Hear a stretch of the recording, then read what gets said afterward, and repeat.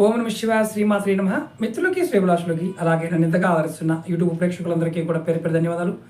మిత్రులారా, మీ అందరికీ పరాదేవత ఎల్లవెల్లా మీతో ఉండి మీ మనోవాంఛ నెరవేర్చాలని మనస్ఫూర్తిగా కోరుకుంటున్నాను. ఈ షార్ట్ వీడియోలో గురుగారు మేము వ్యాపారం చేస్తున్నాము, షాప్ నడుపుకుంటున్నాము, టైలరింగ్ షాప్ పెట్టాము, పాల వ్యాపారం పెట్టాము, కూరగాయల వ్యాపారం పెట్టాము, మా ఇంట్లో ఉండే పచ్చళ్ళు, పిండిలు ఇలాంటి చిన్న చిన్నవన్నీ చేస్తున్నాము. అలాగే కొంతమంది వర్క్షాపులు పెట్టాము, ఫ్యాక్టరీస్ పెట్టాము, కానీ మాకు అనుకున్నంత లాభం రావడం లేదు. ఎన్నో పూజలు చేశాము, ఎన్నో ఆకర్షణ యంత్రాలు పెట్టాము, అయినప్పటికీ కూడా ఫలితం రావడం లేదు. ఏదైనా తేలికైన మార్గం ఉందని అడిగారు. ఖచ్చితంగా ఉంది. ఇది నమ్మికతో విశ్వాసంతో చేయాలి. ఇది అతి పురాతనమైన తంత్రం. ఇది రెగ్యులర్గా చాలామంది చేస్తూ ఉంటారు. ఇది చేసేవారు ఖచ్చితంగా కామెంట్ చేయండి. మీరు ఇలా పసుపు కలర్లో నిమ్మకాయ తీసుకోండి, 2 నిమ్మకాయలు తీసుకోండి, గ్లాస్ తీసుకొని దానిలో హాఫ్ నీళ్లు పోసి 2 నిమ్మకాయలు దాంట్లో వేయండి.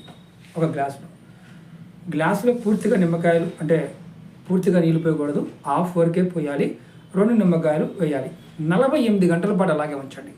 తర్వాత ఈ నిమ్మకాయలు తీసుకువెళ్ళి ఎక్కడైనా సరే చెట్టు మొదల్లో కానీ లేదంటే కాలంలో కానీ పడేయండి.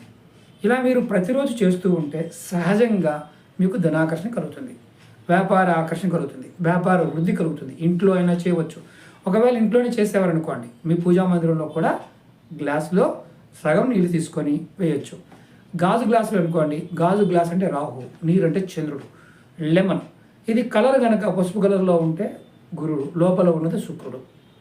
అలాగే ఇక్కడ ఇంకోటి గుర్తుంచుకోవాల్సింది ఏంటంటే, రాహు ప్రభావం వల్ల, కేతు ప్రభావం వల్ల, ఇబ్బందుల వల్ల గిరాకీ రాకపోయినా ఈ ప్రయోగం వల్ల ఖచ్చితంగా 100% ఫలితాన్ని పొందవచ్చు. మీరు ఎవరైనా ఇది ప్రతిరోజు చేయవచ్చు. దీనికి ఎటువంటి నియమ నిబంధన లేదు. అంటే పీరియడ్స్ ఉన్నాయండి ఇలాంటి ఏ నిబంధనలు లేదు, ఆహార నిబంధనలు కూడా ఏమీ లేవు.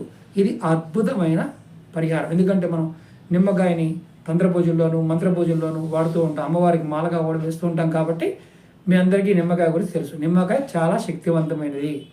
అందులో జాతకరీత్యా ఎవరైనా సరే చంద్రుడు కానీ, శుక్రుడు కానీ, గురువు కానీ బలంగా లేనప్పుడు కూడా వ్యాపారంలో వృద్ధి కలిగించదు. అలాగే మన వాక్కు కూడా సరిగా ఉండదు. కాబట్టి ఈ ప్రయోగం ద్వారా ఖచ్చితంగా 100% ఏ వ్యాపారమైనా, పెద్ద వ్యాపారం, చిన్న వ్యాపారం, ఏ వ్యాపారమైనా వృద్ధిలోకి రావడానికి అవకాశం ఉంటుంది.